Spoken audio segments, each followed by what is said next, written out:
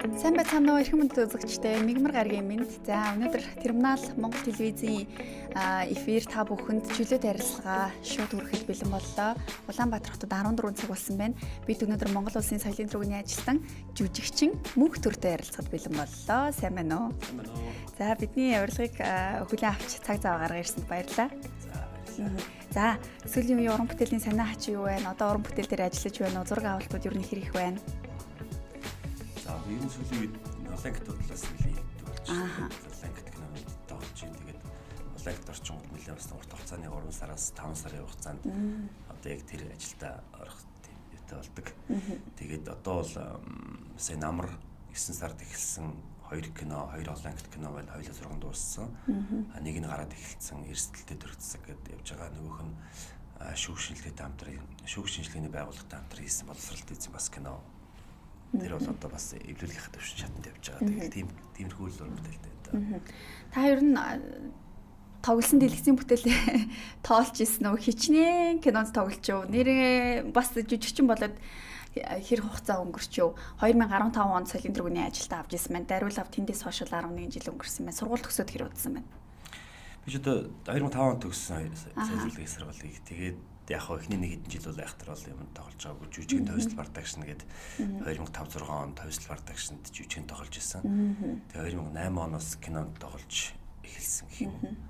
Тэгээд ер нь бол бас бичээд явж исэн юм аа. Бичээд тоолоод явж исэн. Тэгээ 16-7 хүртэл тоолоод явж исэн. Тэрнээс хоошоогоо нөгөө 1 жил 2 жил бичгээ болцсон чинь тэр олон кинонд ингээд тийм батгатаад ингэсэн байлээ. Тэгтээ одоо яг нөгөө бас интенсив бичих гээл ер нь бас бичдэг л дээ. Багцаа сүүлд одоо 30-40 дуран сайхны кино болцсон байсан. Тэгээд Олангт ч нөгөө нэг арай богинохын ирнэ Олангтай болчихгоо ингээ ангиард болох нэг амар их болоодсэн. Тэгээд тэрхүүл явьсан шүү дээ.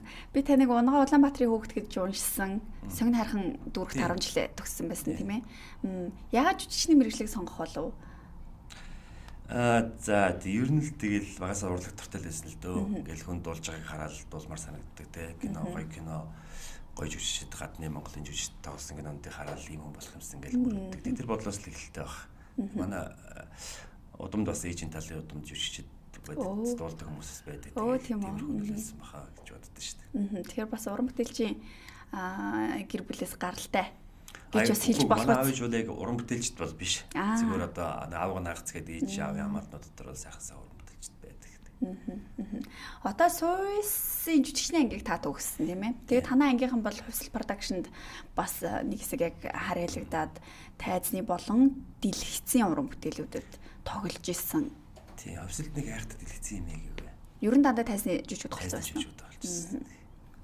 Гэхдээ яг нэг 2005 онд төгснөөс хойшоо нөгөө ийм жижиг дөрүүд мөрөд олон хэсэг мэсэг кинонд ингээл дадлага болол явж лээсэн л та. Жишээлбэл одоо хувьслах гэхэд ч одоо чамаагаа алдмааргүй байна гэл жүжигээс ер нь эхлэлтэй ингэж явсан шүү дээ. Тэгээд тэр хувьсэл продакшнд байсан найзуудтайгаа акапелла хамтлагийг үүсгэн байгуулж байсан. Үгүй бид нар чи бүр нэг анги ихгүй суусан. 2001 онд танилцсан гэсэн үг.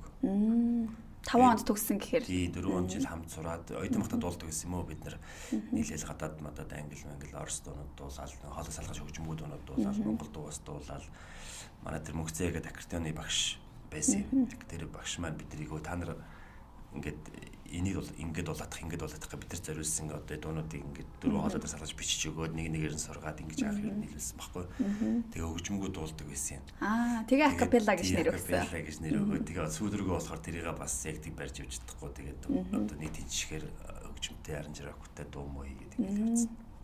Одоо хамтлаг тарсан байна уу? Эсвэл одоо уран бүтээл ер нь өргөжлүүлж хийн гэж байна уу? Ямар нөхцөл байдалтай статус юм? За манайх нэг ахтар тарсан байсан юм байхгүй. Манай Одко одоо Америк явсан штэ олон жилийн өмнө. Тэгээд одоо ихтэй сүүлийн жилүүд 100 амралт 100 бас ирж байгаа. Тэгээд бид нар тийм учраас ер нь нийлээд бас нэг цамаг гаргая тэгээд нэг тоглолт хий гэсэн бодолтой ажилтаа ингээд төлөвлөнөд ихний ажил ихнээс нь хийгээл явж л. Акапелла хамтлагийн бас их гой дуунууд байдаг штэ тийм ээ. Тийм бид нар гой дуунууд болжсан. Орс брэдаар бас их дуулсан дуунууд байгаа гэж би уншиж ирсэн юм байна. Тэр ямар учиртай байсан бэ? Тий яг тэр түрүүний яг ярьдаг нэг оюутан багтаа. Тэгээ бид нар чинь хоошоо оюутан солилцоогоор нэг хошоо улаудын урлагийн сургууль дээр очиж бүтэн концерт тоглолт тавиад тажуугаар жүжигтэй энэ төр сургуулийнхаа оюутнууд нийлээд явж байсан байхгүй. Тэрэн зориулаад орос дуу, бурайд дуунуудыг яг акапелл хэлбэрээр ингээ хоолойслоод хийжсэн. Тэр бас тэгээд бас толд юм аа. Одоо таны тоглосон кинонуудаас яг надад л гэх юм бол аюултай харилцаа киноны дүр ер нь хамгийн сэтгэлд тод үлдсэн байдаг. Тэгээд өөр бусад үзэгчдийн хувьд бол одоо магадгүй асуувал сайн амьдрал миний ч юм уу бас хэлэх бах. За нүүр үлсэл сүүлийн үед бас үзэгчдийн анхаарлын төвд байсан сериалууд нэг хоёр цуврал явсан. Сүүлийн цуврал дээр нь та тоглосон байсан шүү дээ. Гэх мэтчлийн ер нь бас чанартай сайхан уран бүтээлүүд дээр зөндөө тоглож вэ. Гисэн хатал одоо бусад үеийнхаа жүжигчдийг бодох юм бол сарцсангуу реклам зар сурталчилгаа бол өөр бусад нэвтрүүлгүүдэд ярилцлага өгсөн барьсан контентэд оролцсон юм ер нь бол харагдахгүй байна лээ шүү. Тэгэхээр ер нь яг мэргэжлийн уран бүтээл дээр голцон анхаарал хандуулын өөр бусад зүйлс дээр бас нэг дүр төрх царайгаа гарахгүй гэж юу н та боддог уу? Эсвэл санал баг ирж байгаагаас болж гинөө ер нь яг яагаад бас их мэдээлэл ховор байна? Яг ер нь гэдэг би өөрөө нэг тийм одоо жимэг өхөн байх туртай гэх юм уу тиймэрхүү. Дээрээс нэг айхтар реклам хэлдэмнэ саналж бас нэг хэрдгүй. Гэхдээ Орсын хүмүүс байгаа хүмүүс нэг айхтар хандлаггүй одоо жижиг сайжиг мангал жижигхэн рилүүд шторкууд рекламд энэ байдаг шүү дээ. Одоо нэг байгууллагын над руу холбогдоод нэг юм микс тэгэл нэг хэдэн төрөй тохиолж юм уу ингээд хийгээд өгсөн. Орсын хүмүүс өндөө байгаа нэг айхтар газар авсан юм байхгүй болохоос шиг юм бол. Хүмүүсийн жишгээр л ингээд юуч ийсэн. Одоо миний л одоо өөр мэрэгжлийн салбар хийж чадах юм байвал хүмүүстэй ажил болгоод яриад хийгээл явж байгаа. Одоо таны ажилласан 40 гаруй кинонуудаас хамгийн одоо хайртай дүр нь юу нь ямар дүр вэ? Эргээд ботход үзэх дуртай. Яа үзэхэр ичээд идэв. Ер нь өөрийгөө үзэх, өөрийнхөө яриг сонсоход тэр хийгүү. Гэтэ одоо бас олон жил болоод ч тэр юмудыг тасчихжээ.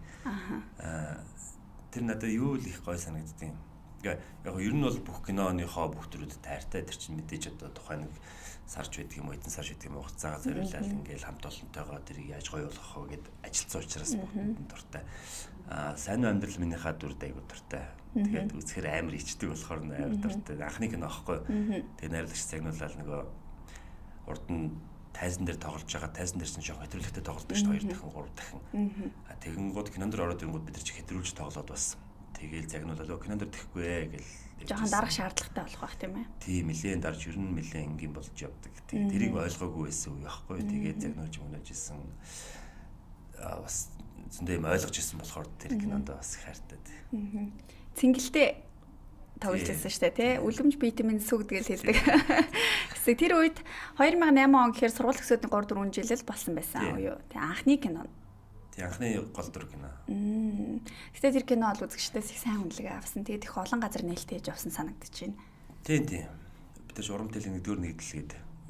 Тийм. Гайс амтлаг, ТV хөтөл, манай амтлаг 3 нийлээл ингээл. Кино хийгээл явжсан та.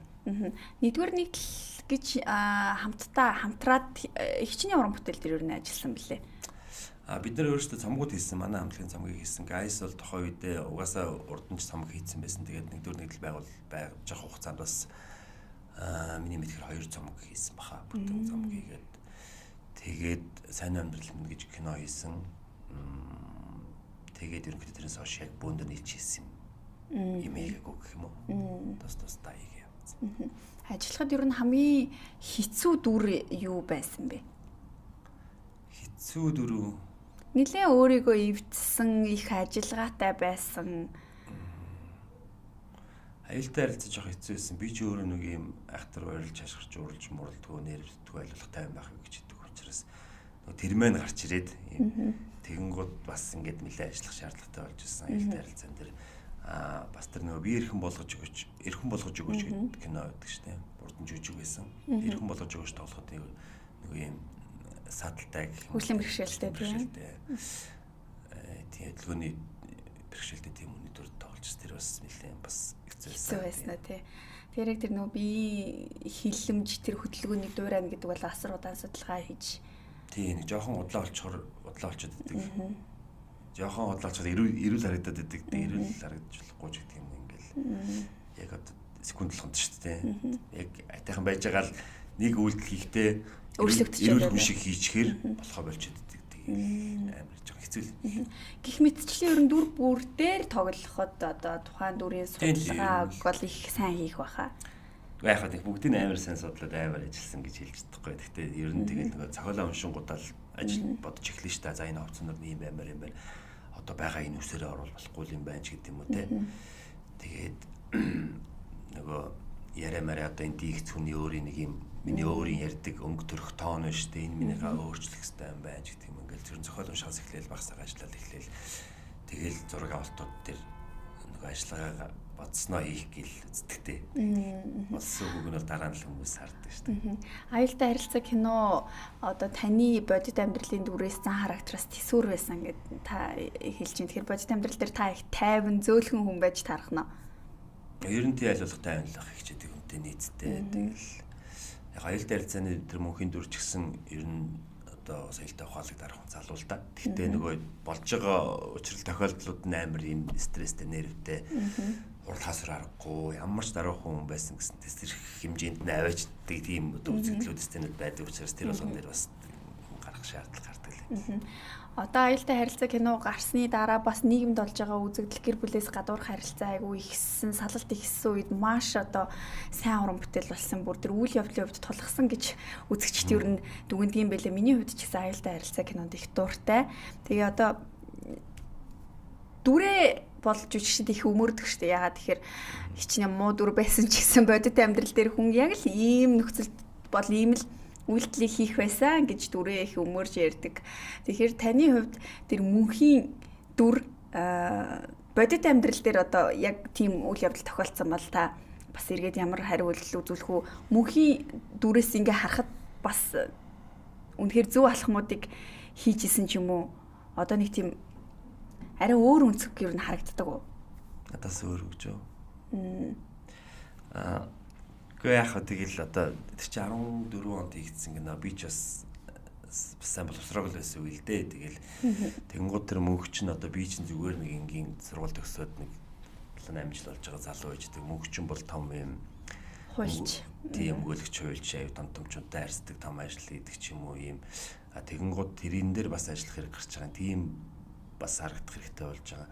Тэгэнгუთ шийдвэрийн хувьд бол мэдхгүй одоо би байсан бол тэхгүй баха. Арай өөрөөр үзсэн баг. Тэгэнгუთ мөнхөөс гадна тэр нэг отгоогийн тоглолтог дүрүүдийн тэр нэг цогөөд дисцэн байдаг юм а яг тулдаг сүулдэ бачуурдаг.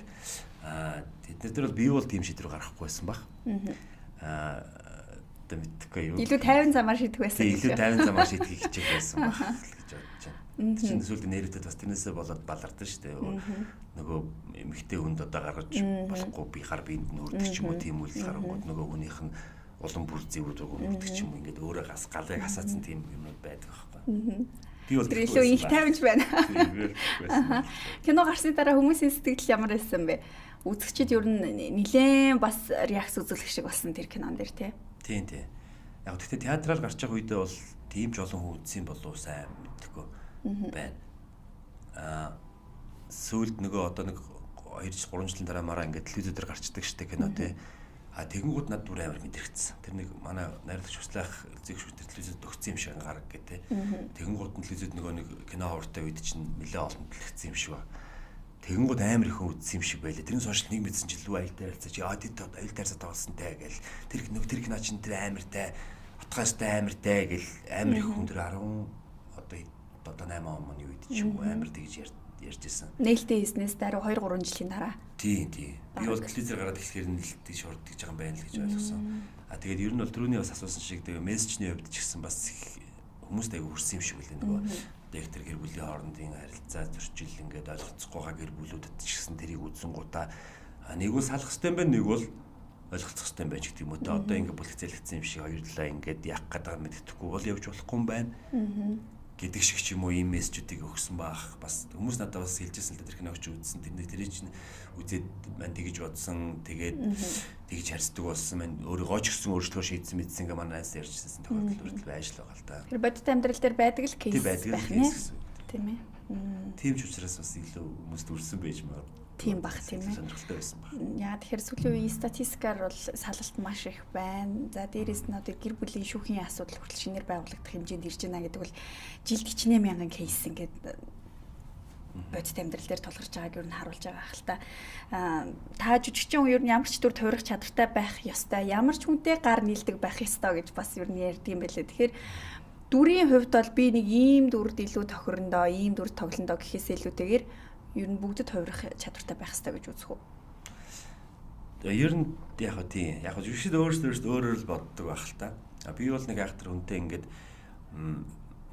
магадгүй тэр хийх гэж байгаа жанр нь ч юм уу санаанд таалагдахгүй байсан ч гэсэн энэ хүн эцтэй одоо яг энийг хийгээд ямар мессежийг хүргэх гээд байгаа юм бэ? Тэгээд ямар худлаацтай хийх гээд байна гэж хардаг. Тэгээд аль болох тэр хүний одоо тэр хүн чинь над руу өөрөө холбогдож байгаа тохиолдолд намайг авчвал тэр дүр нь одоо болчих юм шиг санагдаж байгаа гэсэн үг шүү дээ. Тэр бүслийн аль болох гүйцэхийг хүсдэг. Ягаад гэвэл тэр чинь уран бүтээлч хүн, би бас уран бүтээлчтэй. Яг хөө мэдээж намайг болиоход өөр хүн аваад явах байх л та.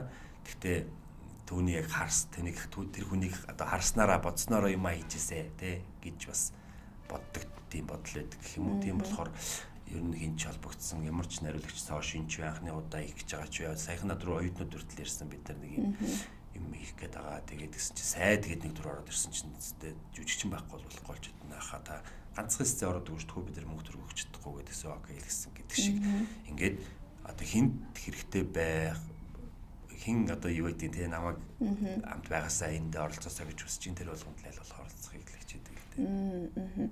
Тэгэхээр таны хувьд бол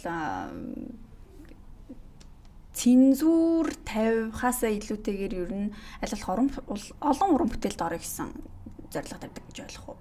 Тийм, ер нь. Одоо жоохон авсараа өөр болж байна. Сүүлийн 2-3 жил минь тоглож байгаа кино ч гэсэн угсаа ирж байгаа саналаасаа болоод ч тийм үү ер нь жоохон зөөрсөн. Тэрний урд бол нэг хэсэг яг твид гэж боддог гэсэн байхгүй юу? Одоо нэг юм нэг сайн дүр тоглоод ч юм уу эсвэл сайн л кинонд орно гэхгүйгээр аль болох тэгээ миний яг энэ өмнөх асуултан дээр хариулсан л хариулт байх гэдэг байгаа байхгүй хүмүүс хэрвээ ингээд хамтарч ажиллая гэж байвал би ягаад татгалцах ёстой юм те ягаад гэвэл тэр хүмүүст хамтарч ажиллая гэсэн хүсэл байна. Тэрийг би аль болох дэмжиж тэгээ хамтраад ажиллая. Энэ кинонд сайнчулж болно, муучулж болно, амар олон хүн үзээд бүүм тарьчих болно. Эсвэл хинж үзэхгүй нулимсан ч байсан хамаагүй. Орол би явах нь зөв гэж боддог. Би өөрөө нэгд бодол тийм хоёр тийм ч угаасаа бас санаа нөгөө бизнес ажил байгаад шүү дээ. Тэгэхээр уран бүтээлч хүний хувьд бол мартагдахгүй, тасралтгүй харагдчих нь чухал гэж та үздэг үү? Би бол тэгж байна. Яг зарим хүмүүс тийм бишээ би бол тийм биш хүмүүсийг мэднэ одоо кинонд орохгүй те би одоо кинонд орохгүй ач гэдэг юм уу эсвэл муу кинонд орохгүй гэдэг ч юм уу те зохиол уншиж яаж үнэхээр сайн болох юмд оромж гэдэг юм тийм хүмүүс байдаг л та би бол аль болох илүү нээлттэй л байх үздэг. Аль болох тасралтгүй харагдчих.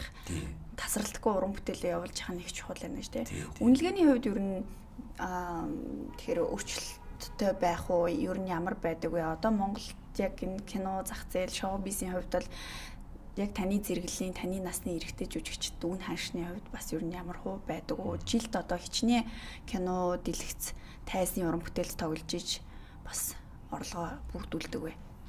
Нууц биш бол. Тэнийг айхтар яг тад идэдэг өмнөөс хэлэхгүй байх уу? Бүх юм өөртөө саадаа хүмүүсийнхаа харилцаа холбоо дээрээс нь хийх гэж байгаа тэр нөгөө нэг өөрсдийнх нь төсөв гаргасан баашд гэж юм баа штэ. Тэгээд тэр мөрнөөс болоод ингээд гайг үнтэйж тоглож ирсэн уран бүтээлүүд байгаа, өөр хямдхан орж ирсэн юмнууд зөндөө байгаа. Тэгээд тэрүүний хэлдэг шиг хүн өөрийгөө нөгөө манай одоо жүжигчид ивэдэ залбраал ирээтэй жүжигчид өөрсдөө юу гэж үнэлж чинь тэрүүгээр л өөрсдөө үнэлж байгаа баг. Зарим жүжигчид амар өндөр үнэтэй үнэлээ тэрээс доош бол би орохгүй. Уучлаарай гэдэг тийм байдаг. Зарим нь болохоор үнгүү ч хамаагүй кинонд орчмоор байна. Олон жил намайг ерс хүн тоохгүй манай тийм хүмүүс байдаг байхгүй. Намайг ерс яг ингээд юм тоглохгүй байгаад тахаар хүмүүс олж харахгүй байна. Тийм үнгүү ч хамаагүй гайгүй кинонд орчих юмсан гэсэн хүмүүс ч байдаг. Тэгэл хүнээсээ л болдог байх гэж би бол боддог. Би бол гэхдээ яг одоо өөрийнхөө өрхийн гэх юм амблын орлогыг бол яг зөвхөн entertainment салбараас одоо энэ кино тэгээд дээрэс нь одоо энэ бас бус видео ажлууд шүү дээ. Тиймэрхүү ажлуудаас л ер нь олж сүлийн ажил амьдарч байгаа. Тэгэхээр тухайн жүжигчний үнэлгээг үзэгчид тогтоох уу, найруулагч нар тогтоох уу, эсвэл продюсерууд тогтоох уу? Ер нь яг зах зээл дээр танаа салбар дээр ямар байдаг юм бэ? Яг нэг цөөхөн хувь нь бол өөртөө тогтоогод байна. Би одоо тэтэд тоглоно. Стаж тоглохгүй те. Эсвэл энэ кинонд чинь одоо ийм ачаалтай маань, ийм ажилтай маань, ийм хугацаатай юм байна, дисципlinтэй юм байна. Энэ чинь бид эднэр орё гэдэг. Өөрсдөө өмлж байгаа хүмүүс ч байгаа. Ихэнх тохиолдолд бол нөгөө бүтээгч талаас л илүү үнэлгээ гарч ирдэг. Бид нарт нэг ийм төсөв байгаамаа. Энд дисципlinтэй ийм дүр байгаамаа. Тэгээ бид нар энэ дээр төсөлсөн юм аа. Та энэ дүрмөөр орох боломжтой юу? Эсвэл бас ярилцж болно ч гэдэг юм уу ингээд тиймэрхүү байдлаар л тохирдохтой ер нь. Би бол ер нь кодэрдэлтэй л байгаа нэг айхтар хүмүүс ярингууд би нэг ангитай кинод дэд мэддэг гэж дурддаг юм уу? Ярилцаал юм шиг.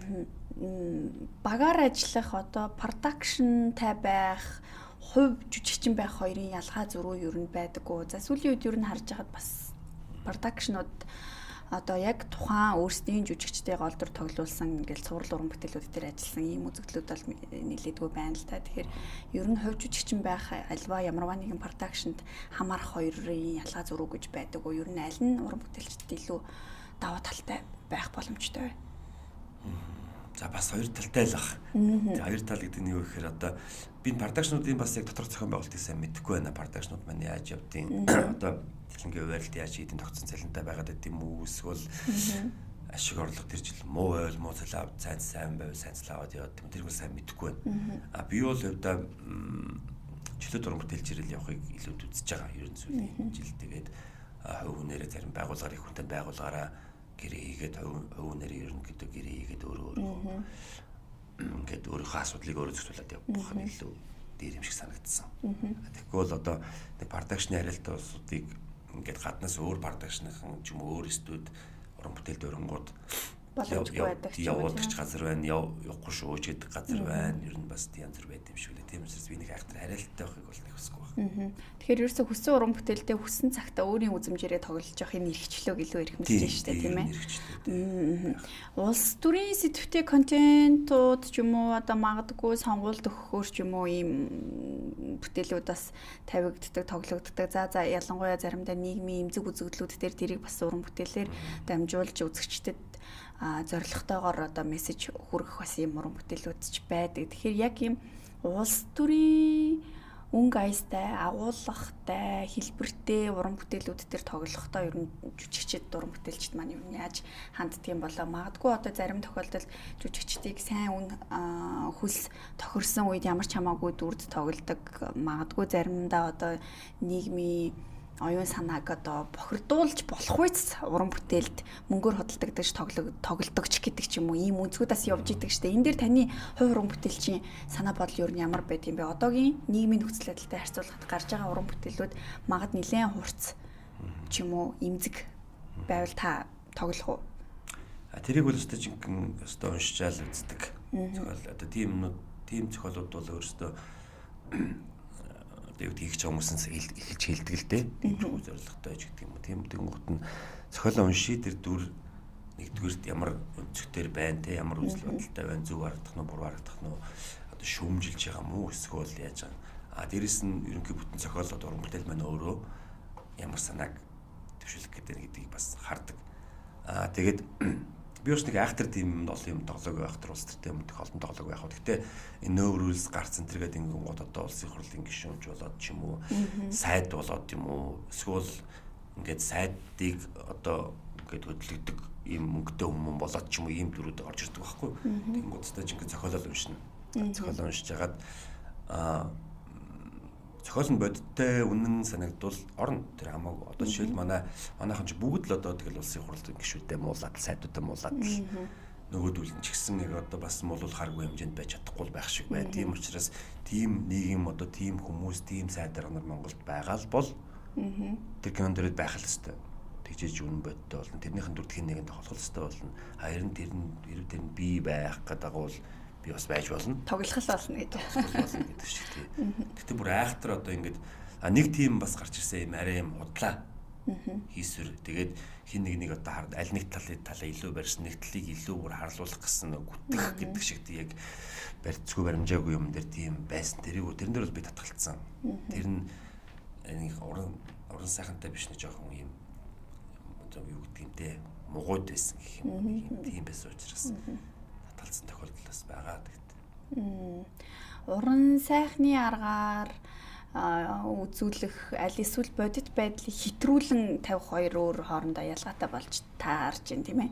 Ер нь бол үнэн байх хэрэгтэй болж штэ хичнээн уран сайхны аргаар хийж илүү одоо үйл явдлыг баяжуулж илүү фантазиж байгаа ч гэсэн үнэн байх хэрэгтэй. Тийм.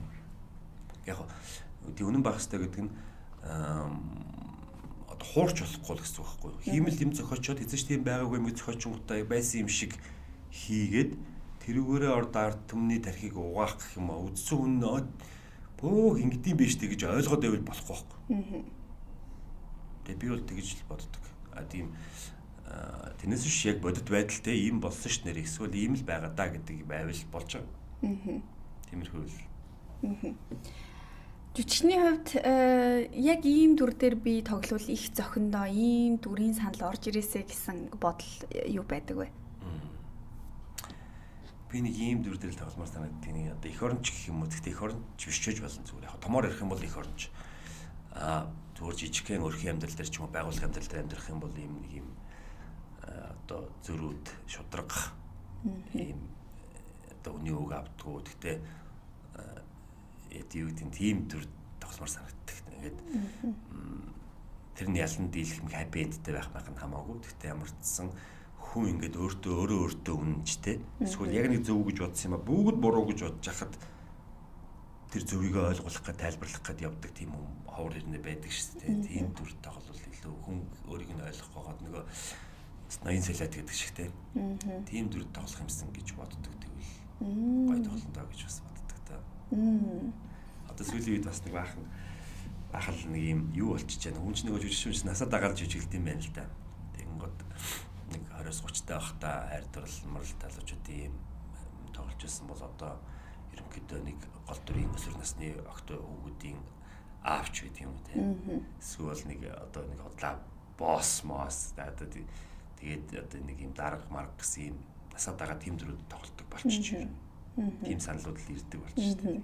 Тэгэхээр дүр төрхний хувьд илүү тохиромжтой дээр нь продюсерууд найруулагч нар санал тавиад ингэж явж штэ тийм ээ. Тухайн дүрд одоо тоглоход туршлага бас их хамааралтай байна. Гэхдээ энэ жүжигчний туршлага биш хувь хүний амьдрал дээр туулж өнгөрүүлсэн туршлага буюу альва үйл явдлыг зөв тогтлыг нэг ойлгоцсон байх хэвээр. Ойлгоцсон ер нь тоглолтод их чухал нөлөө үзүүлдэг баха. Тий ер нь одоо ингээл нийгмийн амьдралыг мэджил байх хэрэгтэй л дээ. Бид нар чинь нэг юм зарим хүмүүс нөгөө юм сонирхдаг юм сонирхдаг байдаг шүү дээ. Би бол тэгдэггүй аль болох бүр амар сонирхгүй ч гэсэн аль болох олон талын мэдлэгтэй байх юмсан гэж боддог. Тэр нь өөрөө жүжигчний одоо ямар ч мэрэгжил тоглосон яг хөө тэр тухайн мэрэгжлийн дүр биш юм а ч гэсэн зүгээр одоо энгийн хүн байлаа ч гэсэн нийгмийн амьдралыг мэддэг байх шаардлагатай байдаг шүү дээ. Тийм учраас аль илүү бас олон юм анхаарч идэг. Дээрээс нь жүжигчний юу гчлээ хиний асуулт нь амьдралын туршлага. Тий. Амьдралын туршлага тэр утгаараа надад хэрэгтэй гэж боддог. Ингээд юмыг илүү мэддэг байх нь, чаддаг байх нь миний мэрэгжлийн одоо давуу тал болох хэвээр. Уран бүтээлч дотроосоо би одоо тэргээр ялгардаг байх хэвээр ч гэх юм уу. Тийм тэгж л бодож хичээдэг тийм. Одоо хүн үндсэндээ 30 настай хүн, 50 настай хүний дүрийг бүтээхэд бол яагаад ч боломжгүй ч юм уу. Тэгээд дэлгэцэнд бол хэцүү байх нь тийм. Театрын буюу одоо тайзны уран бүтээл дээр тоглоход бие хилэмж дуу хоолой бүх зүйл ер нь хэтрүүлэгтэй хүчтэй байдаг бол дэлгэцэн тэрийг нэлээд дарах шаардлагатай болдгоо гэдэг. Гисэн атласаа жүжигчд маань ер нь тайзны жүжиглэлт бол хүнээс илүү их хөлс хүчийг чадварыг ингээд шаардж идэг гэдэг. Та энэ дээр ямар хариулт өгөө? Аль нь илүү хэцүү, аль нь илүү амархан гэдэг ч юм уу тийм харьцуулт байгаа юу? Театр хэцүү. Бичлэг кино бол яг одоо бичлэг шүү дээ.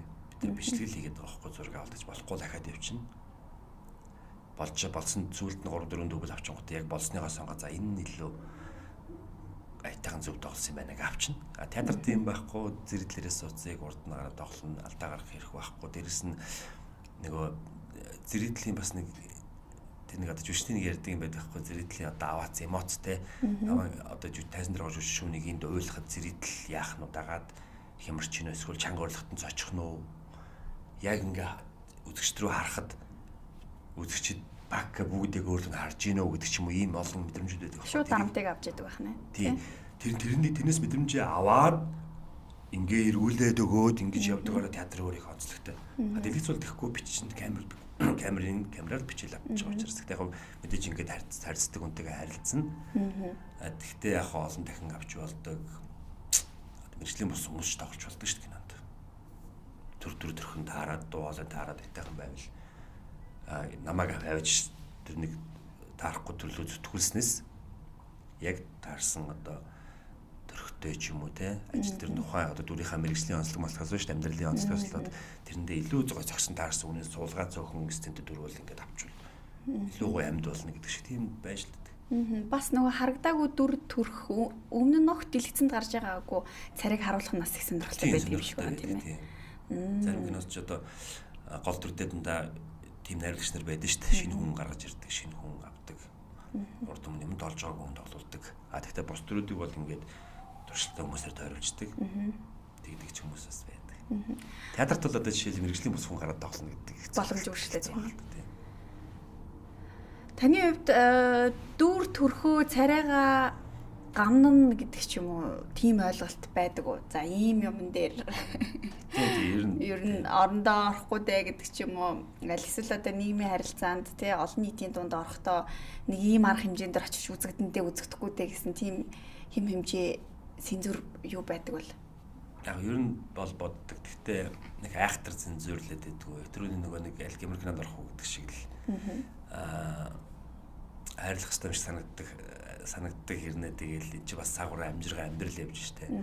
Хүнтэй ингээ ажиллаад мөнгө ярьж байгаа учраас аль болох тэр ажлыг ороод тэр цалинг аваад явахыг илүү үздэг. Тэгээд тийм ч утгаараа ер нь бас их сонин юмд их орсон. Зарим хүмүүс намайг тэгшлээ дахиж чи тийм битээр ороор ижилвээд. Гэхдээ би бол яг мэргэжлийн одоо мэргэжлийнхаа л ажлыг хийж байгаа гэдэг үднэсээ одоо илтүү эротик киномын одоо чи эротик контентууд айгүй хийгддэг болчиход шүү дээ. Тэр мэрэнд би ингээл залуус тохирол орол зохиол нарж байгаа бас гайгүй олон хүн үзэхээр гайгүй болчхоор юм байвал орж лээдэг. Тэгэнгүүт манай найзууд ч юм уу таньдаг хүмүүсээ нөө намайг гэж миний өмнөөс бас өвддөг хүмүүс шүү дээ. Тэр бол ахиж тийм битээ ороо гэж байдаг. Уран бүтээл гэхээсээ за илүүтэйгэр их юм уу зөвхөн нийгмийн харилцаанд хувь хүний үүднээс ингээ ороход та за нийгэмд би ийм үйл хөдлөл ийм зан арын шиг ийм харилцаанд одоо орж болохгүй ийм үйлдэл гаргаж болохгүй юм байна шүү гэдэг бас ер нь бодлууд байдаг. Одоо зарим газар илүү их бие хянах ч юм уу тийм ээ зарим газар одоо үнэхээр ууралмаар авч хилмээр байвч үгээ залгаад өнгөрөх юмрхүү тохиолдлууд байдаг бол. Тэг байна бас нэг нөгөө мэрэгчлээ харилж ийн дээрэс нь нэр нүрээ бодож ийн гэдэг шиг тийм нүд байхаас ч аргагүй бас үед байх юм билээ гэдэг их ихэнхдээ бол тэггүй хичээгэл явдаг. Тэгтэл ер нь л одоо хүмүүсийн нөгөө хилаам мам гэж амар юм байна шүү дээ. Магадгүй муу уцтай явж ивэл би ямар кинор ирсэн биш намайг амар харилцахгүй шууд муугаар л харах л баг л та. Гэхдээ ингээл за муу уцтай явжлахгүй юм байна. Ингээ олон хүнтэй газар явах юм байна. Хатах юм хүмүүс ичдэг юм амт муу илхий. Тэгээ би зөвхөн өөрийгөө ихээс гадна мэрэгчлээл арилж байгаа гэсэн үг л дээ. Тэгэж бодож бас хатах явахыг боддог. Энд тэнд хилаам аазч явдаг. Тэрнээс ер нь бол хувь хүнийхээ хувьд бол зүгээр л баймаар байдаг. Тийм дуртай замсвал зам дээр бүгдрүүл хэрэлдээл. Буруу юм игээд байгаа хүнийг хараа шүүмжлэл нөгөөх нь над руу буцаагаад ярьсан ч хамаагүй би хэлэх хэвээр энэ ойлгохгүй байвал би хэлмээр санагддаг шүү дээ. Хэлмээр л санагддаг. Тэгтээ хэлжсэн ч үгүй хэлж ядчихсан ч үгүй яагаад тийм. Тийм яг үедэл мэдрэл явдаг дөө. Тэгээ яг олонний танил хүмүүсийн хувьд бол бас нэг юм бэрхшээл гэж одоо хэлэхэд шаашин. Гэхдээ энэ бол бас нэгэн бодлын нэг юм нэг дутуу байгаа тал байгаа байхгүй тий.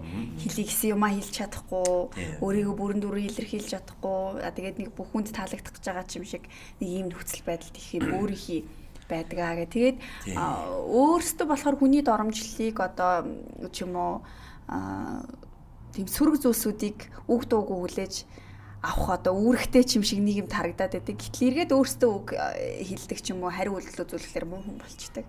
Тэгээд энэ жишээ бол их тод байдгаа. Ер нь ийм амаргүй байна гэж уран бүтээлчдийн ярих юм бэлээ. Тийм, би ч гэсэн тэгж боддог. Гэхдээ одоо ингээл одоо сошиал фейсбүүкээр ч юм уу ингээл хүмүүс чинь ингээл 9 шил юм болох юм биш. Хүмүүс чинь ингээд нөгөө юм ямар нэгэн өөрийн одоо цензур хийлээс гараад авчдаг хүмүүс байгаад шүү дээ.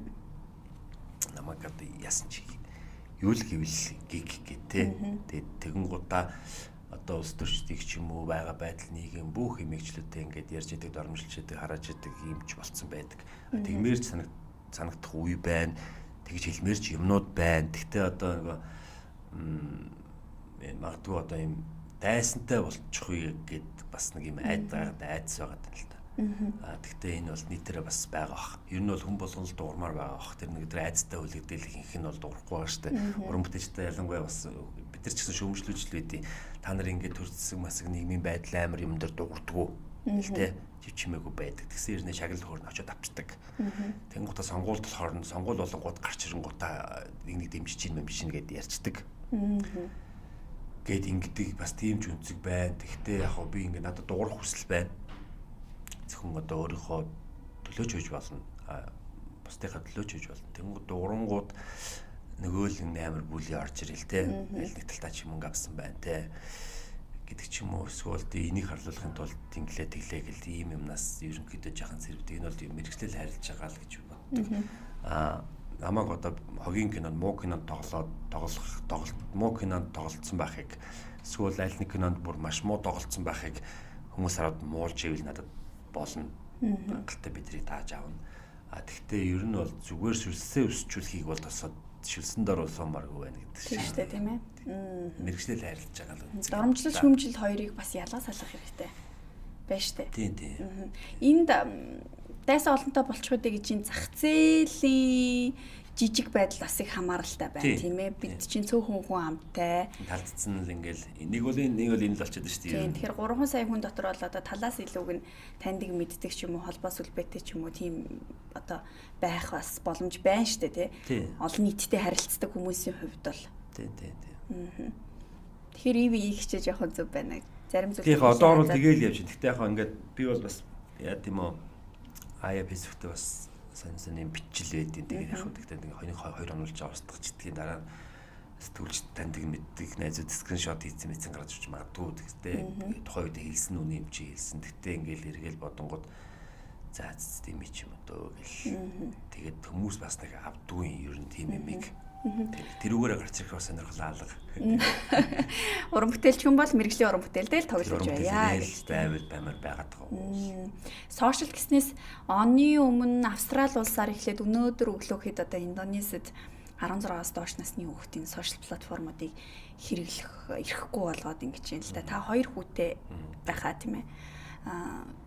Ер нь энэ цахим сүлжээний тухайд хүмүүс үзэл бодлоо илэрхийлж байгаагийн тухайд мөн хүүхдүүд яг энэ харилцаанд оролцогчулсны хувьд ер нь та ямар үнэлт өгөх вэ? Хүүхдүүдтэй мөн энэ яг одоо сошиалын хэрэглээг ер нь ямар байдлаар санал болгодог вэ? Платформ ч ер нь насны хязгаартай байдаг шүү дээ. Манайхан насаа худлаа бичээл хүүхдүүд одоо манай чинь Facebook-гүй хүүхдэгч байхгүй байна шүү дээ. Тэг чинь Facebook ч эднээс нас доош ч лээ нэгддэггүй шүү дээ болно. Тэгсэн тэрээс доош маш бүгд нэг оноо худлаа яг л нээждэг. Ер нь тэр нэг цаанаасаа гаргаж байгаа юмнуудаа яг баримталмаар юм шиг санагддаг. Эднээс нас доош хүн одоо бүртгүүл тэмтэрч орж болохгүй гэвэл орохгүй бах жишээтэй. Манайх одоо яаж ч ороод идэв тэгэл. Дээрэс нэг хүүхдүүдтэй гэвэл би аль болох өөрсдийг нь ингээд нэг хайхтар ордгоо би үзээд яваг тэгээд эрдэнтасаа өөрөө нэг олон юм үзчихэж өөрийгөө олох гэж боддог. Тэгвэл манай хүүхдүүд болохоор яг хөө нэг айхтар платформд тань хуталтгүй нөгөө юм нийгмийн тоглоом их тоглож байна. Тэгээд тоглоомыг бол хараа за тоглоомн дээр бол яг хөө тэгэл бүр айхтар нүд тарих мархаа зарцаагаад нүд мүдэ муудчихгүй бол тэгээд тоглож яа гэж боддог. Нэг айхтар юм бичээд тэгээд байгаа юм бол алга. Тийм гайвал. Аавын хувьд гэр бүлийн амьдралд хүмүүжлийн хувьд л их чухал үүрэг гүйцэтгэдэг ийм хүн байдаг. Таны хувьд мэдээж уран бүтээлтэй үед бол уран бүтээл рүү 100% анхаарал хандуулах ах. Бусд үед нь ер нь гэр бүлдээ хүүхдүүдтэй уучлаарай зарцуулах цаг нь ер нь ямар байна? Хүүхдүүдийн хүмүүжил тэр ялангуяа эрэгтэй хүүхдүүдийн хүмүүжилд аавын нөлөө хэр чухал вэ таны хар? Ер нь чухал баха. Манайхан ч нэг юм ээж нь л өглөөд идэг штэ. Тэгэн гот ээж нь л өөрхөн амьтан дээр ч нөгөө угаасаа хүүхд юм чин дайлангуяа эрэгтэй хүүхдүүд бол тэгэл болохгүй юм зөндөл хийж байгаа байхгүй яг хүснэр байж чадахгүй байхгүй. Тэнгүүд ээж нүглээд ангууд ээжийн үг нэг ингээд өлөг болоод ирдэг штэ. Тэр үед нь хилдэг гэх юм уу. Тэгэхгүй бол ингээд бас улиглаад иж чадахгүй байнг ингээд яншаад тахаар ингээд залхачих үе те ямар ядаргатай юм бэ гэд бодчих үе эсвэл өөрийгөө голчих үе те би л болохгүй байгаа юм байна гэд тэгчихгүй гэж би бол бодоод нэг хайхтар юм илдгүй. Гэхдээ ингээд үнэхээр одоо нэг юм олон давтагдвал хэлнэ. Тэгээ хэлэхдээ бол би зүгээр машинд авч явж байгаа нусруу солиргоогоос явж байгаа ш тэр хоорондоо яг хойлохна ингээд байх үедээ. Нэг эрдэнэ үгээд хэсүүгчтэйг өөртөө намаатай нэг олон дунд ярихгүйгээр өөртөө намаатай юм өөртөө нэрэл явчихдаг. Нэг хүн дээр тэгсэн шүү тэр чинь бол буруу штэ гэдэг ч юм уу. Тиймэрхүү л маягаар явдаг та тэгэхгүй нэг хайхтар зарлал олны дунд гэр дотроо ингээ бүгдийг байлгаж байгаад л ингээл тийм ярихыг хүсдэг юм байна. Хувьдаа бүгд л толгойд л юм чүүгч гэсэн ухаантай шүү дээ. Хэлээд байвал ойлгох шүү дээ гэдэг шиг л тэгэл. Ээжүүд айгүй хачаа үрж аавууд бол харьцангуй амьдралын стресс багтаа гэл нэг хэсэг гэдэг байсан бол одоо эргээд аавуудын сэтгэл зүйн асуудлыг аавуудын амьдралд авч байгаа энэ хачааг үрж байгаа зүйлийг хинч ярихгүй байна. Энээсээ болоод ирчүүдийн сэтгэл готрол стрессийн асуудал маш өндөр түвшинд хүрч амиа хорлож байгаа. Одоо 10 хүн тутмын талаас илүү дандаа ирчүүд байна. Ийм насны ирчүүд амиа хорлолт өндөр байна гэдэг статистикөө сүүлийн 1-2 жил бүр илүү яваад эхэллээ. Энд дэр та бас ямар байр суурьтай байдаг вэ? Одоо 2 хүүтэй аавын хувьд ер нь яг эр хүний аавын нийгэмд эзэлж байгаа байр суурь эргээд нийгмээс авч байгаа хандлага шудраг бос байна уу?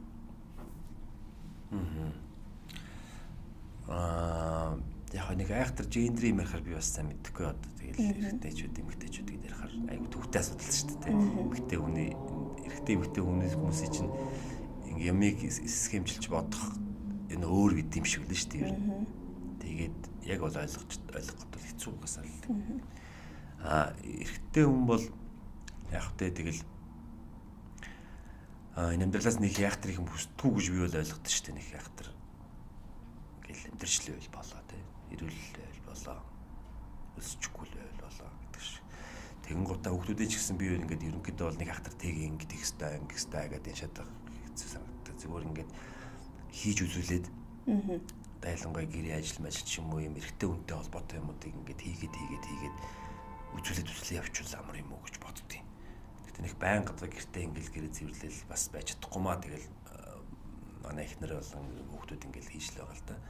Гэтэ ер нь бол байгаа үедээ байсан шиг байгаа те. Гэртээ дээр ир хүн байхаараа яг яах хэвээр юу хийх хэвээр ч гэдэг юм уу ямар байх хэвээр ир хүн ер нь юугаа ямар юм бодож хэвээр гэдэг шигтэй тэр юмэрийг ингээд хийгээл тэрүүгээр зөв үлгэрэл хийгээл хэвдэг ер нь бол айхтар сургууль хүмүүжүүлэхээсээ урдаад тэгээ өөрөөсөө хараад сурвал илүү амрал гэж боддог.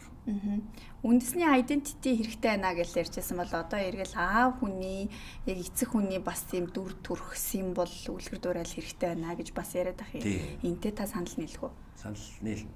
Гэтэ яг одоо бас манайхан ч нэг юм айгу туйлшруулах юм аа гэд нэг заавалаа Дардын Баатар Сүхбаатар шиг бүгд шүтдэг хүн гарч ирж мэрхийг одоо хүсэж тах шиг байгаа. Тэгэхээр тийм бас байна уу байх уу гэвэл хэцүү шүү дээ одоо энэ. Тэгэхээр хүн болгон өөрсөндөө юм үлгэр дуурайл авах хэрэгтэй юм шиг байна. Одоо жишээл надаас ч юм авдаг хүмүүс бас байж болно шүү дээ залуучууд.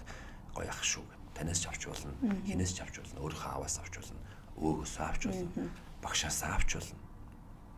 Хасаа ихчээсээ авч болно. Тэгээд тэгж л явбал дээр баг. Тэгэхгүй бол нэг Ардын Баатар супер херо гарч ихийг хүлээгээд байвал хэцүү хаа. Тэгээд бүгд нь зөвшөөрөгдөн гэдэг юм чи айгүй хэцүү шүү дээ. Бүх хүн зөвшөөрөгдөн гэж ер нь байхгүй. Гэхдээ яг ер нь бол хэрэгтэй гэдэг нь бол хэрэгтэй. Нэгэн одоо чих тарах хэрэгтэй болчиход байгаа юм л да. Манай нийгэм би бол тэгж л одоо бүгд нэгэн чих тарах хармаар үе байгаад байгаа нэг хөгжлийнхаа үед бол тэгэн гот яг тэр үе дээр нь тэгж чадахгүй ингээл зарцаал байна гэж боддоо шин. Тоглож исэн таны уран бүтээлүүд дотроос ингээд харахад их нийгмийн үзэгдлийг маш хурцаар бөгөөд үнэнгээр гаргасан яг л ийм байгаасаа гэсэн киноны хэсэг үзэгдэл утга хавцалтай ер нь байдаг уу?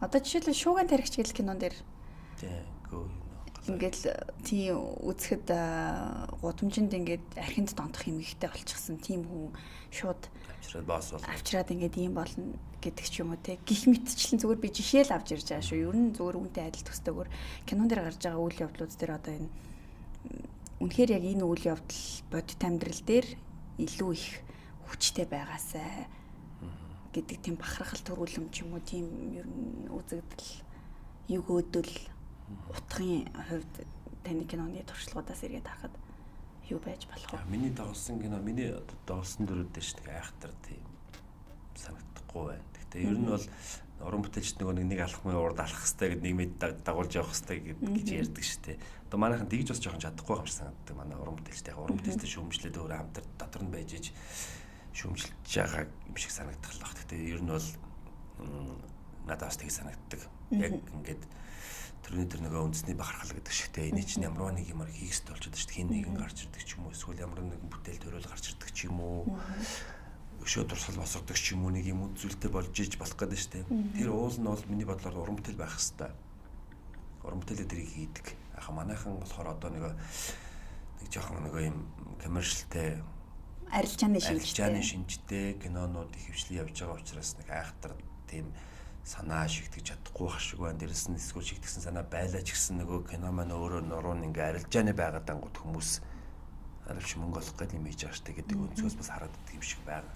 Тэгэнгүүт бас нөгөө талд нь бас арт төрлөд байна штэ. Арт төрлүүд нь болохоор одоохондоо бас нөгөө яг энэ зөвхөн одоо үндэстэн дотроо үндэстнээ өөрчлөх хэмжээнд урддаалахгүйгээр нэг жаахан шагналт өгөх зорилготой хүн сэтгэлийг хөндөд олон улсын уралдаан руу явах тийм одоо онцлог сонин зүйлийг байгаль тогтолцоо одоо дээрс нь хүний нэг сайхан сэтгэлээд штэ тэрийг үзүүлээд эхний ээлжинд одоо бид нар яг тийм хэрэгтэй л байна л да. Олон улсын кино фестивалуудад явах. Монголыг харж Монгол киногоор бас төсөөлөх хэрэгтэй л байна. Тэрлөө жоохон анхаарал өгдөг юм болов уу гэж бодогдоод байгаа. Гэтэ яг түрүүний хэлдэг чинь асуудагаар нь бол ийм мессежтэй кинод байгаа л да одоо шууган тархичгээд байна. Сүлд галаах юм бас нэг кино байсан шүү дээ юу гэсэн байлаа. Бас тийм кино байсан. Одоо бас сая би Дархан хотод 6 хоногийн зураг авалт тавьж ирлээ. Тэр бас өсвөр үеийнхний ийм үе доторх дээрлэхэлт тэгээд нөгөө нийгмээрээ нийтээр сургуулаараа бүлэднэ гэж нэг юм гарч ирж байгаа шүү тийм үү. Одоо хүнийг сэтгэл наар унгаадаг тэрийг бас үзүүлсэн кино байна. Тэгээд тэр бас яг хэрэгтэй сэдв байна. Сая би одоо нэг яг дөнгөж сая зохиол юм шиг тоглож аваад ирсэн болохоор тэр илүү ойрхон санагдаж байна л да. Гэтэ гараагүй кино авчирсан айхтар задлж ирж болохгүй байна. Гэтэ ер нь бол тийм кинод бас хийж байгаа л гэж хэлэх гээд байна. Зах зээл бол харьцангуй жижиг байгаа шүү дээ бусад улс орнуудтай харьцуулахад. Тэгэхээр яг энэ дотор хурдан ашгаа хийгээд хурдан театрт богино хугацаанд сайн ашиг олох ийм кинонууд ер нь уран бүтээлчдэд илүү хэрэгцээтэй. Техникийн тийм кино хийж ийн л гэж харж байна тийм ээ. Илүү арт чиглэлийн кинонууд бол яг театрт тавигдахад бол хүмүүс тэгж олноороо үзэхгүй бага үзэж ийн орлого багтай. За тэрнээс илүүтэйгээр гадны одоо том кино фестивалууд, биенналуудад оролцох ер нь зорилготой ингэж хийгдээд байна. Тэгэхээр нийтээр нь харахад бас Монголын кинонууд, арилжааны кинонуудыг жоохон чанар муутай байна гэж үзэгчид үнэлээд байдаг нь эргээдээр театрт гарч байгаа кинонуудын нөгөө зорилгоудаас хамаарат ах шиг байна тийм үү? Тийм ер нь тийм. Яг гэхдээ би бүгдийн нөгөө газ хийгээ мөнгө олох гэдэг байгаа гэж хэлэх гээгүй л дээ. Гэхдээ ер нь бол тийм хандлага бол одоо талд байж байгаа. Дээрэс нь тэгсэн хэрнээ мэдээж одоо наадталтаа бас өнгөн үйл явдал дээр үзэгчдэд бас нэг сургамжтай үйл явдлыг үзүүлээд бас нэг юм бодуулчих гээд л хийж байгаа л да. Та түрүү хэлсэн оюутнууд намайг нэг сцен дээр ороод өгөөч гэдэг хэсгээс. Тэгэхээр та 2005 онд соёл урлагийн сургуулийг төгссөн байгаад байна.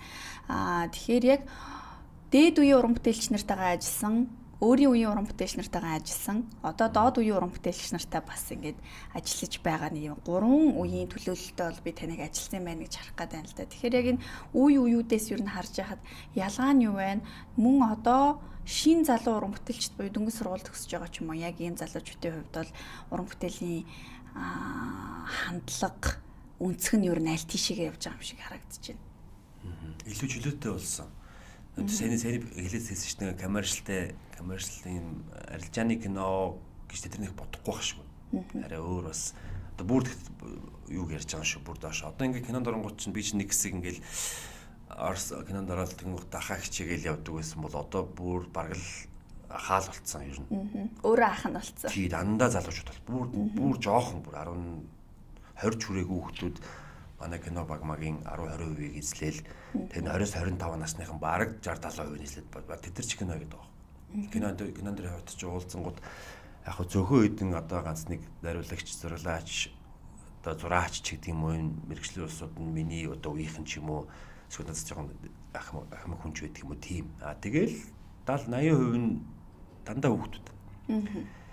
Болцсон байгаа ер нь. Тэгэхээр тэгжээж бас ажлыг амар сайн хурдан хийж байна. Дээрэс нь түрүүний нэг оюутнуудыг ярьдаг шиг одоо тэр 25-аас доош насны хүүхдүүд яг өөрсдөө хийвэл бидний оролцоогүйгээр яг бид нар тоглох юмдаа тоглоод яахтар ерөнхий найруулагч нь ахмад байхаас илүү бид нэр өөрсдөө хийвэл би бүр илүү гоё юм хийх болов уу гэж бодож байгаа юм. Ер нь хийж байгаа бас би юм юмнууд орсоо ер нь зөвлөмөл орсон хүмүүстэй ажиллаад үзсэн. Богино хэмжээний кино байна. Тэгээд гадагшаа бас явуулах гэж байгаа сонирхолтой тийм юмнууд оролцсон. Тэд нар бол арилж ямар ч хамаагүй. Ямар ч сан мөнгөний л одоо зардлаа олоод ихтэй маш багаар тэгээд сайн юм их сонирхолтой. Тэрүүгээр амар их мөнгө олох гээгүй.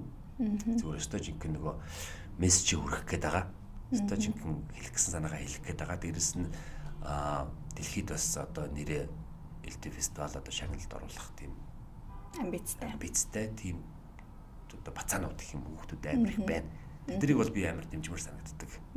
Тэднээс их гоё юм гарах бах та гэж бодож байгаа юм. Илүү задгаа, илүү чөлөөтэй байна тий ямар нэгэн баригдмал зүйл байна. Тийм юу шигч биш одоо хэнийгч дураагаагүй. Хэв шинжид бас баригдаагүй. Тийм. Одоо би ч одоо ингээл юм энийг ивэл дээд үе дуураж мургаал. Явдаг ч ер нь тий. Одоо нэг хүмүүс тэхгүй хэлээ ер нь яахтар хүнийг дураагаад тахгүй. Аль нэг юмнаа санаа аваад тахгүй. Яг л цааш нэм их гээл зориод дэдэг тийм нэг гоё болцсон байлаа бас тэр нь аягүй таалагддаг. Таны цаашдын уран бүтээлийн зорилт алсын хараа ер нь ямар байна вэ? Юу гэж ер нь ирээдүйг төлөвлөж байна? За би одоо хувьдаа бол зөндөл олон хүнтэй хамтарч продакшнуудтай олон уран бүтээлүүдэд ажиллаа. Энэ дандаа л нэг юм гүйцэтгэл хийгээд байгаа байхгүй өсөр ажиллах гэрээ гэдэг шиг тийм. Одоо энэ жилээс яг би өөрөө ганц нэг эхний ээлжинд бихтэй кино гэж бас хэлж чадахгүй байна. Зүгээр контент гэж байгаад байна шүү дээ. Контент гэдэг нэг 30-45 минутын ийм бас нэг хэлэх гэсэн санаагаа хэлж болдог.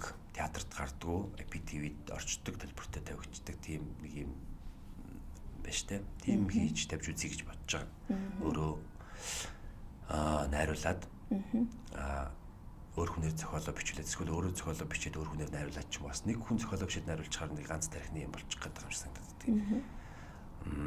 Тэгэж хийж үзнэгээд одоо бол ажлууд эхэлсэн явж байгаа. Тэгээд тэрүүгээр бас тэгэл харын онох нь яах нь ууч судал мөнгө олж ус магадгүй шүү дээ юм дороо тий. Тэгэж магадгүй эсвэл хүн үзэхгүй байсан ч гэсэн үзсэн цөөхөн хүндээ нөгөө нэг мессеж бас өргөж юмсан гэдэг шиг тиймэрхүү сонирхол санаатай л.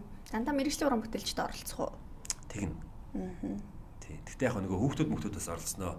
Хүүхд бас биш нэг хүүхдийн бас юмд сонирхолтой байхгүй. Хүүхдүүдэд зориулсан, хүүхд тоглосон, хүүхдийн оролцоот гэдэг байхгүй тийм. Юм хийх бас дуртай. Тэгэхээр хүүхдүүд оролцох, хүүхдүүдийг бас мэргэжлийн гэж ажиллах байх л та. Тэгэл хүүхдүүдтэй ажиллах бас гоё байдаг шүү дээ.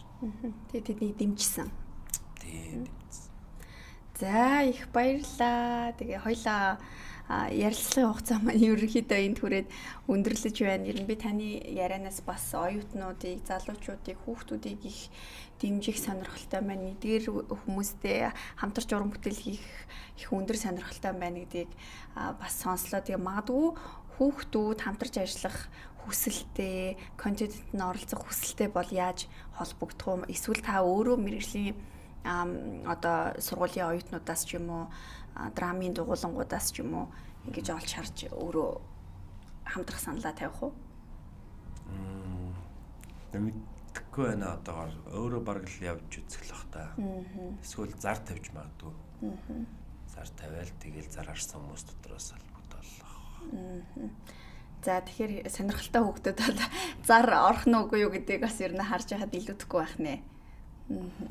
За таны цаашдын уран бүтээлд амжилт хүсье. Хүүхдэд зориулсан контентийг хийн, тэдэнд мессеж хүргэсэн зүйлийг хийн гэдэг бол бас одоо манай нийгэмд их чухал бөгөөд их том орхигдсон орон зай байна гэж харж байна. Тэгээд сүүлийн өдрүүдэд бол бас сошиал сүлжээнд өсвөр насны хүүхдүүд оролцсон гэмт хэргийн талаарх мэдээлэл ихсэж байна. Тэгэхээр ээж хүний үүднээс, аав хүний үүднээс, уран бүтээлч хүний үүднээс тийм ээ аль аль өнцгөөс нь яг энэ шижиг уран бүтээлийг хийх зайлшгүй шаардлагатай байгаа юм байна гэж бид бүгд харж байгаа. Тэгээд таны энэ ажил үйлсэд амжилт хүсье. Бидний урилгыг хүлээн авч өнөөдөр нэг цаг саацсанд баярлалаа. За баярлалаа. За үзэгчдээ Монгол телевиз терминал чөлөөт ярилцлага өнөөдөр Монгол Улсын соёлын тэргүүний ажилтан жүжигчин Мөнх Төртөө ярилцлаа. Маргааш шин зочинтойгоор 14 цагт энэ студидтэй хэрэг молцъя. Баяртай үзэгчдээ.